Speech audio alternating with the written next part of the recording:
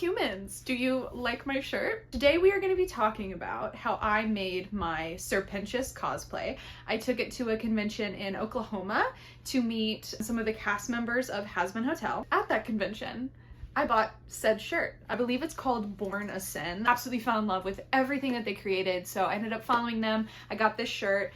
Plan on buying much more from them when I see them at future cons, but I will be linking their social media in the description of this video. I'm gonna go ahead and talk a little bit about how I made Sir Pentious, and then I'm also going to talk about afterwards my convention experience and meeting the cast of Hazbin. Making Pentious was some of the most fun I've ever had making a cosplay. It was a complete joy as I was making it. So the first thing that I will go ahead and get out of the way, you may know that I personally love doing gender bend cosplays. Love the challenge of trying to reflect a male character's design into what I think that they would wear if they were female. It even boils down to like the makeup choices. Like, would this character wear red lipstick or would they be more neutrals? Like, how glam is their makeup? The silhouette, how does the silhouette translate into a more feminine style of clothing? I really enjoy that challenge.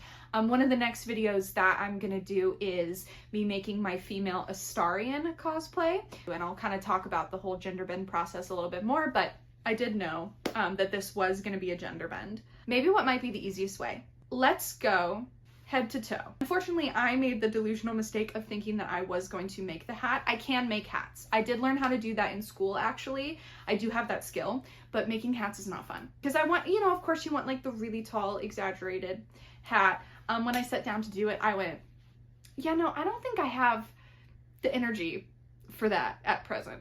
So I ended up just ordering one off of Amazon. In the future, I would like to get a taller one, colored construction paper for the eye and the mouth, and then just a pair of goggles again that I got off of Amazon. Pretty simple.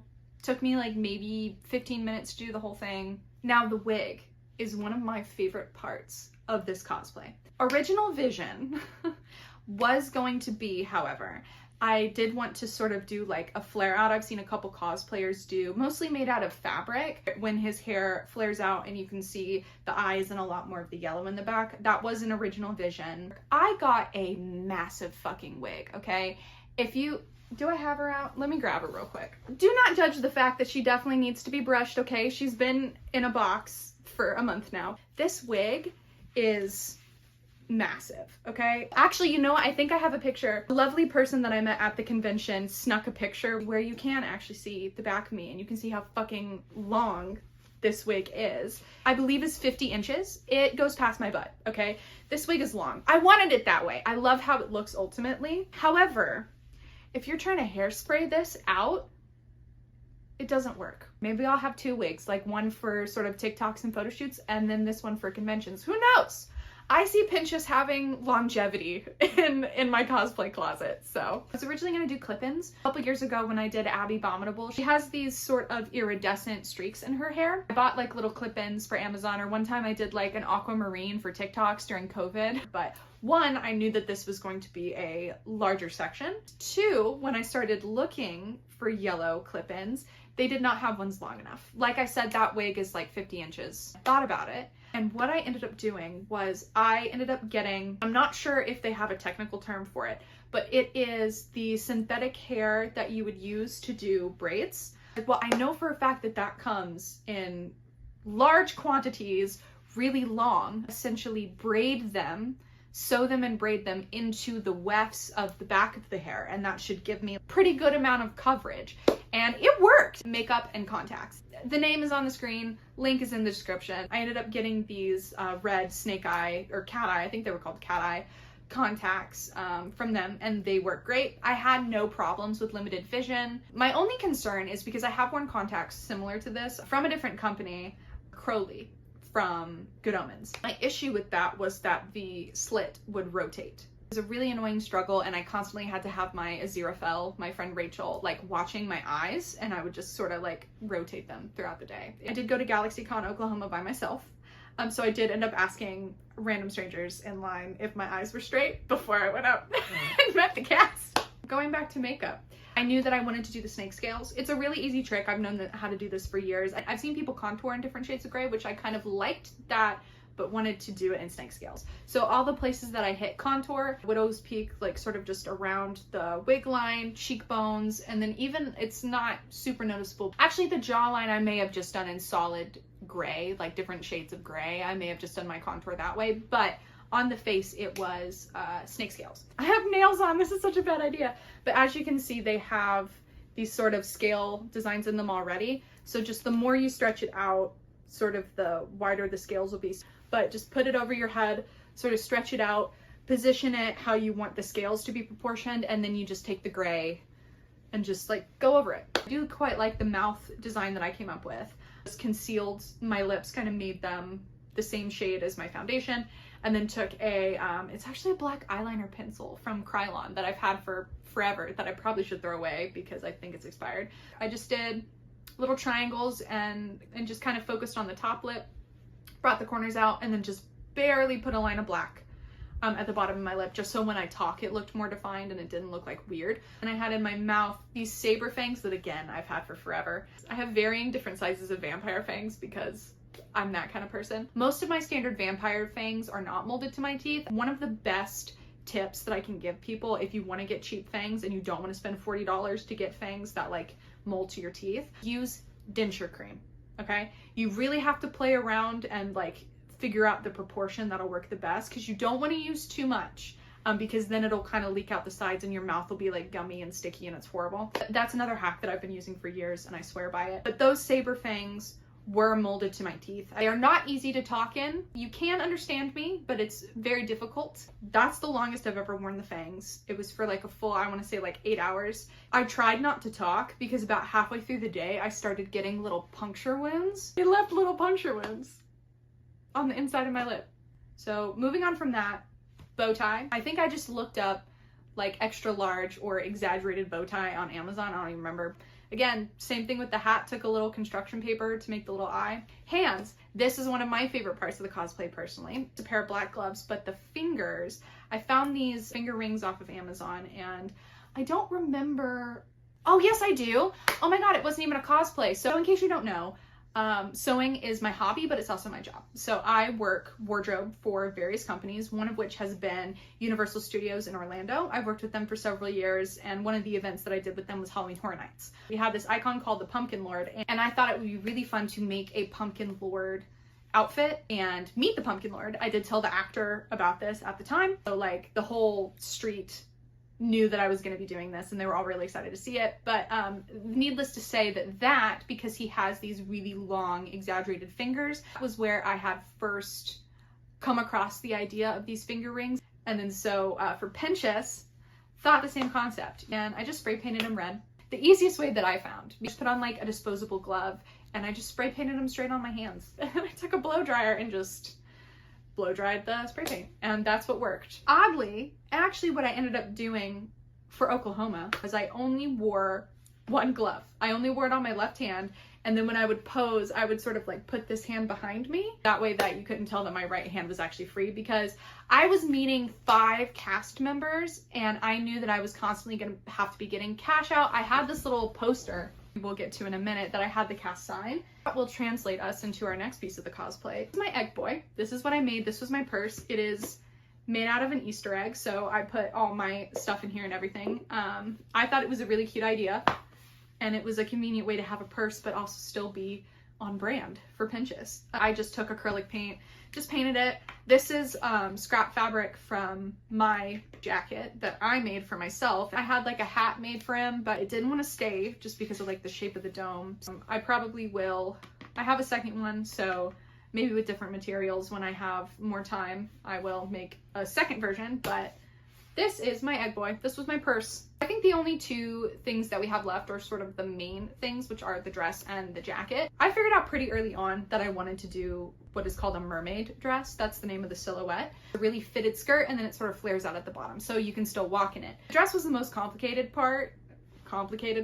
So I do have like footage of me making the dress and talking about making it. So here's that. So I have the pattern for the skirt, but I'm thinking of just dividing these kind of down the middle and doing just strips like that. I'd also maybe possibly like to make the train longer so it can kind of go out in the back.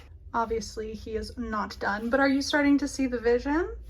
I have all this as yellow because it's going to be like covered by the jacket, a high neck because I'm going to attach the collar here, so I'm going sleeveless because it's going to be hot.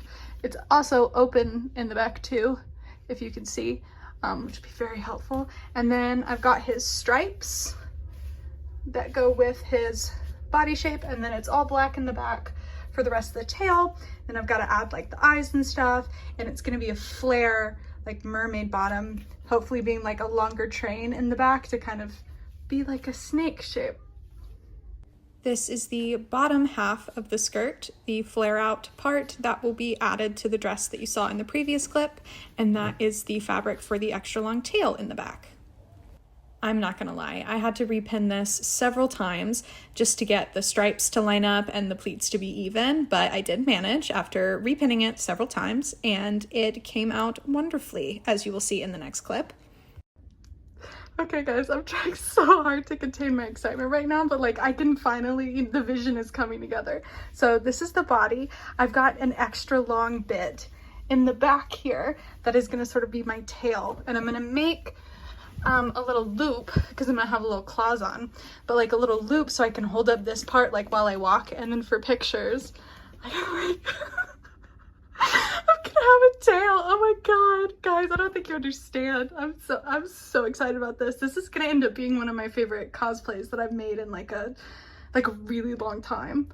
So that's the dress. Jacket, oh my god. It did take me a while to find a fabric that was appropriate enough. It was actually a black and white striped fabric that I dyed. Originally, I was going to use fabric markers to just sort of color in the white lines. However, one full pin didn't even color in a full panel. Then I just went to my default because I figured it would work because of the kind of fabric it was, and that it was black, you know, it wasn't like a gray or anything. The whole thing in there, put the whole panel in there, and it only dyed the white, obviously. Finding just a striped fabric, especially in the style and thickness of stripes that you want, oh my god, it was already so hard for me to find. The jacket was the hardest part of that cosplay. Because here's the thing, with stripes, okay, you can't have a pattern that has too many pieces to it. It needed to be, the jacket that I needed to make needed to have as few panels as possible, because the more panels I had, the harder it would be to line up the stripes. I did finish that cosplay, that jacket specifically. I finished it the day before I was supposed to leave for the con. Another thing, like a side note, how I closed the jacket, I did not put buttons in it because actually if you look at Pentious's character design, he does not have buttons. That I closed it with snaps. In my professional career for the last 7 years, every company I've worked for has used them in costumes, and so naturally I gravitated that over towards my own personal projects. The jacket was actually the very last thing that I made, literally the day before the con. So it's appropriate, I guess, that it's the last piece that I talk about in this costume, isn't it? Okay, so all of that is out of the way. Now I want to talk to you guys about GalaxyCon. I would not have missed that convention for the world. 1, because I met 5 members of the cast, and 2, that was one of my favorite conventions I've ever gone to, period. Oh my god, it was so fun. Like I had mentioned earlier, I did bring a poster that I got signed by the cast. It is also Helluva on the other side. I can talk about those signatures too. Got there at 10 when the con opened. Immediately got in line for autographs and made a beeline for Alex Brightman. Which, fun fact, actually I have met Alex Brightman before. Years ago, I saw him when Beetlejuice had just opened on Broadway, and so I've actually met Alex Brightman. I've gotten his signature and a photo with him for free, only to turn around years later and pay for it. Okay, but here's the thing, because I said that to my friend jokingly. Technically, I guess I did pay for Alex Brightman because I paid to see the show. There's that. I don't know. I just thought it was funny and weird. But yeah, I have met Alex Brightman before. One of the reasons why I started with Alex was because I wanted to make sure that I got his signature. And I also knew that his line would be one of the longer ones, and I was right. Out of everybody's, his line was the longest. I didn't know how long everyone's lines are going to be, and I was worried personally that I might not get all 5. So I got there at 10 when the con opened. They had a panel at noon. I actually got 4 out of 5 signatures by the time that I walked over to go to the panel. And then what I didn't get was Blake's. And the only reason why was when I walked up there, the lady told me, hey, he only has an hour until the panel. He's not going to be able to get through this line. Come back after. And I was like, yeah, sure, fine. I wanted to go to the panel too. So I started with Alex.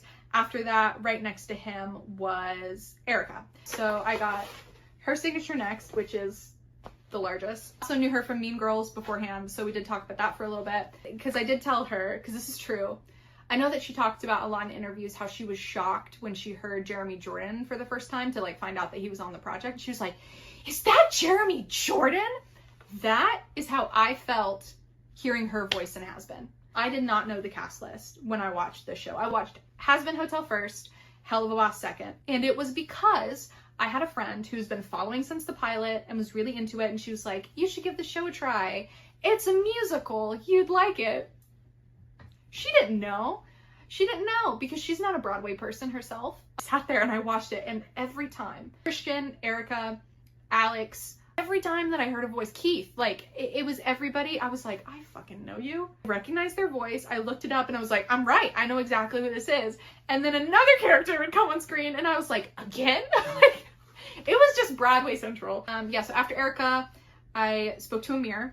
And I joked with him because I had recently found out, like the week before I went to that con, that he voiced in the Kung Fu Panda TV show. So I joked with him and I was like, so I recently found out, were you in Kung Fu Panda? And he was like, yeah, I was in the TV show. And I jokingly said, I was like, man, that's the poster I would have wanted you to sign. As a joke, obviously. He got a kick out of it. He thought it was funny because I'm just so hilarious, guys. Yeah, and then after Amir, I went over to Kristen. I'm gonna be honest about this. I know that I've already shown you the picture of the line. I'm gonna show it again. She did not have a line. You would have to wait behind one or two people. Oddly, same thing with Erica. But because of that, upside of that, she took her time with people. So really, like, you got to have full conversations with you. There was no pressure of somebody behind you, like, waiting to talk to her. At least that's how I chose to view it. She was really sweet, really genuine, just a very down-to-earth person. I thanked her for being a positive presence at these conventions. I kind of understand why her line might be shorter because I know a lot of people like this. I'm going to tell you right now, this was very expensive. This was, I'll be transparent with you, it was $250 to get everybody's signature. I got 5 signatures, each at $50. I understand that not a lot of people can afford that. Not a lot of people can pay that or would even want to pay that.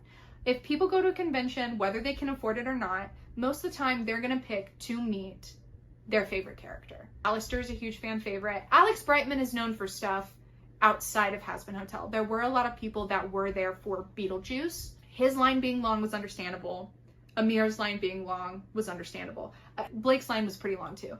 So I kind of understand that maybe some of the supporting characters don't have as long of lines because, you know, not everybody can afford to meet everyone. But after I got her autograph, I went to the panel. It was a very fun panel. It is on YouTube. I'll link it. Why not? That's down there too. You will see me. Ask my question. I am on there. And then after that, I went over to Blake's line. His was the last signature that I got. We talked about Dungeons and Dragons because for those of you that don't know, he does play Dungeons and Dragons. I knew that he was a dungeon master for his group. I am also a dungeon master for my friend group. I was like, okay, so as a DM, what's the craziest thing your players have ever done? And he responded with, he was like, you know, man, players are just horny. They're just horny all the time, which is so true. He said basically they wanted to describe this orgy that they were having with NPCs. And therefore, he then asked me in turn, what's the weirdest thing my players have ever done, which is actually in the same vein. So I gave him a very abbreviated version of the story, which is the same one I'll give to you. But basically, my players, I sent them to a location that was supposed to just be like a theater, just like a performance theater. They were supposed to see a show, but they mistook it as a brothel. And I thought, well, it is now. One of them ended up entering like an auction to be bid on, basically to have a sugar daddy. She basically entered herself into a competition to win herself a sugar daddy, which we kept in the campaign. Her consequences followed her. Then one of my friends found a dildo in a drawer and then proceeded to use it as a weapon. True story. The friends that I was talking about are fans of Hazbin Hotel, so Blake now knows that they exist too. You're welcome. Because I'm not going to do a video on it, I will go ahead and talk about the other half of this poster, which is my Helluva people. About 2 weeks later, I went to a convention where I met Brandon, Richard, and Bryce. Basically, to be quick and concise, so on the Friday, I met Richard, and who voices Moxie. It's not extra money to get a quote with Richard, so I said dealer's choice, which he picked one of my favorite lines, I am not a possum. Then I asked him what Moxie's favorite Broadway musical would be. And Richard actually told me some of his, but then he also said, he's like, well, Moxie, of course, it's gotta be Phantom of the Opera. Like, it has to be. And I'm like, yeah. I mentioned too that that's one of the things that he really relates to with Moxie is because he's a big theater kid as well, which I love. That's one of my favorite things about Moxie. Moxie's probably my second favorite character from Helluva Boss. And also, don't tell anyone, but actually, I think I like Helluva Boss a little bit better than Hazbin Hotel. I love both shows, don't get me wrong, obviously, or I wouldn't be here doing this video. But I also think Helluva Boss is darker. And if you've seen both shows, do you agree with me? Like, Helluva Boss is a little bit darker. After Richard, Brandon, saw Brandon on Friday. I did not get to meet Bryce until Sunday because he was not there on Fridays. I will say, one of the things that I find really interesting, because Brandon is always a very animated, like, personality, but it was really interesting when meeting him for autographs, because the panel was a whole nother story. The panel was freaking wild. This has so quickly gone off the rails. Meeting him in person, he was still very, like, animated and jokey, but there was definitely, like, a chill side that I don't think I've ever seen in his online presence. It was kind of like solidifying in my brain, like, yeah, you're a real person, you know? You're not just like a caricature. As weird as that sounds, that was kind of my favorite part of the interaction. They're both a delight, and their panel was absolutely hilarious. Bryce, I didn't actually get to meet him until Sunday, so the photo that I have with him is me in Astarion.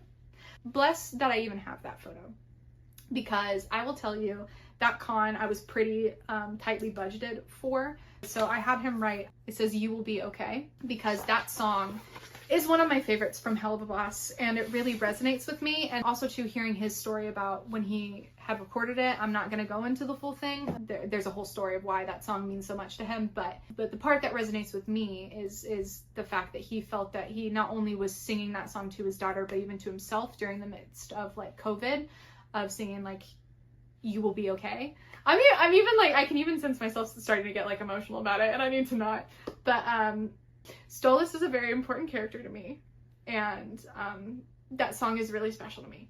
And so when I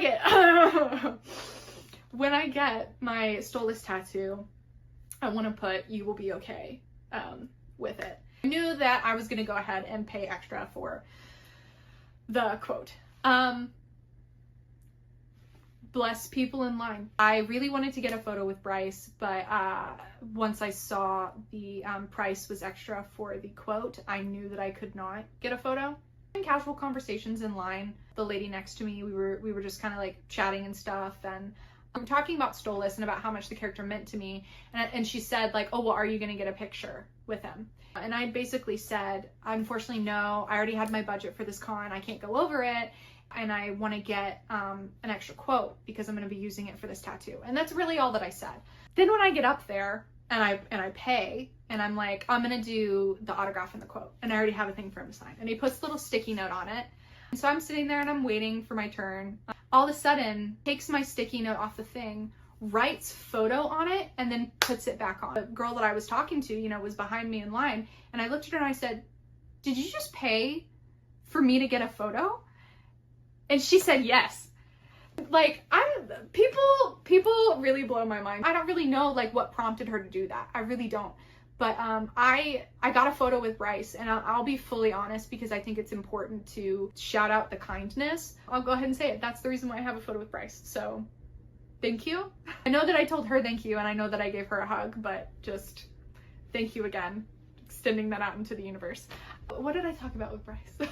Besides the quote thing. Because I feel like, you know, if you're gonna get it tattooed, you should at least warn the person that, like, hey, I am gonna get this tattooed. Oh, he did, because the poster has both shows on it. He did ask me, he was like, "Oh, when did you meet Erica?" And I was like, "Oh, at a con in Oklahoma a couple weeks ago." He was like, "Oh, Erica and I were school dance partners." So he knew Erica from school, which crazy. It was a blur. I was very overwhelmed for a lot of reasons in that moment. I do think it is slightly funny that I am Astarian in that photo, because that was my Baldur's Gate day. That was the day that I was gonna meet Neil Newbon.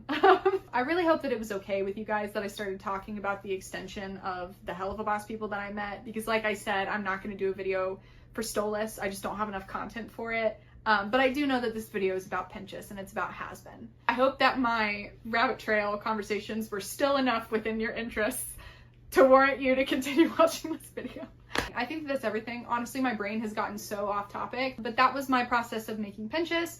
That was my experience at Oklahoma. If you're interested, feel free to check out my channel. I've got lots more nerdy content on it. If anything on my bookshelves that you see behind me interests you, chances are I have a video related to it. I also have an Instagram and TikTok if you want to check those out as well. They are linked in the description. As far as conventions go, the next one I'm going to is Sunday only of Fan Expo Chicago. And then after that, I will be going to, I'm still undecided, but probably Friday and Sunday of New York City Comic Con. Both of those conventions are on my roster due to Baldur's Gate 3 cast members. I'll be transparent about that. So expect Baldur's Gate content. That, I think, is everything that I wanted to say. So thank you so much for watching, and I will see you in my next video.